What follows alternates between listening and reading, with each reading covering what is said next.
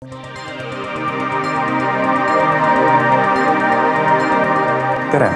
LHV Pärsia laefondi tootlus maikuus oli -0,3% ja juunikuus -1,4% ning tootlus aasta alguses kokku on nüüd -0,9%.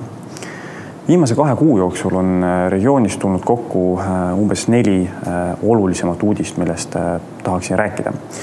Esimene neist tuli 25. mail, kui OPEC ja siis suuremad mitte-OPEC-i riigid teatasid, et pool aastat tagasi vastu võetud otsus nafta tootmismahtude kärpimiseks 6 kuu ulatuses vajab pikendamist ja otsustati siis seda pikendada lausa 9 kuu võrra. Nii et siis jaanuaris 2017 kuni märts 2018 on turult eemal 1,8 miljonit barrelit naftat ehk siis umbes 2% globaalsest nafta pakkumisest. Ja eesmärk ikka üks, ülespoole lükata energiahindu ning vähendada globaalseid naftavarusid. Ja varem või hiljem see ikkagi peaks turule efekti omama hakkama. Teine uudis, mis tuli regioonist, oli 5. juunil, kui Saudi Araabia, Araabia Ühendemiraadid, Bahrein ja Egiptus otsustasid Katarile kehtestada majandusblokaadi ning kutsusid riigist tagasi oma suursaadikud. Tegu on regiooni jaoks kahtlemata negatiivse arenguga, mis loodetavasti õnnestub lähiajal poliitiliselt ära lahendada. Põhjus selliseks otsuseks oli siis see, et eelkõige Saudi Araabiale ei meeldinud Katari välispoliitika, mis siis hõlmas liiga võib-olla positiivseid suhteid Iraaniga ning nende soovi toetada moslemi vennaskonda.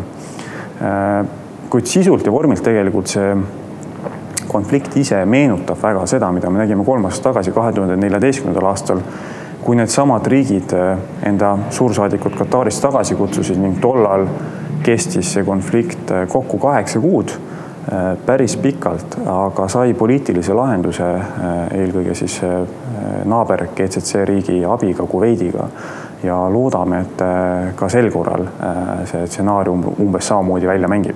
Kolmas uudis, mis regioonist tuli, oli 20. juunil väga positiivse arenguga just regiooni jaoks tegu, kui MSCI otsustas, et lisab Saudi Araabia MSCI arenenud turgude indeksi jälgimisnimekirja.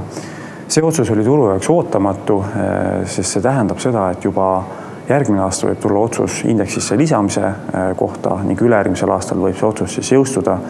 Ehk 2 aasta pärast võib Saudi Araabia moodustada MSCI arenenud turgude indeksist juba 3-4% ning kogu GCC riigid siis juba üle 5%, mis siis muudaks GCC riigid väga oluliseks osaks arenenud turgude investorite portfellist. Ning 4. uudis tuli päev hiljem 21. juunil, kui Saudi Araabia teatas, et uueks kroonprintsiks saab 31-aastane Mohammed bin Salman ning Mohammed bin Salman on oluline Saudi Araabia kontekstis, sest just tema on olnud see, kes on vedanud Saudi Aramco IPO-t ning kes on siis olnud väga tugev eeskõneleja selles, et Saudi Araabia peab enda majandust reformima.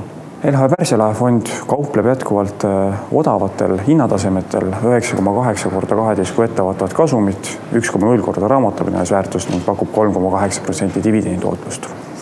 Aitäh kuulamast, järgmise korra!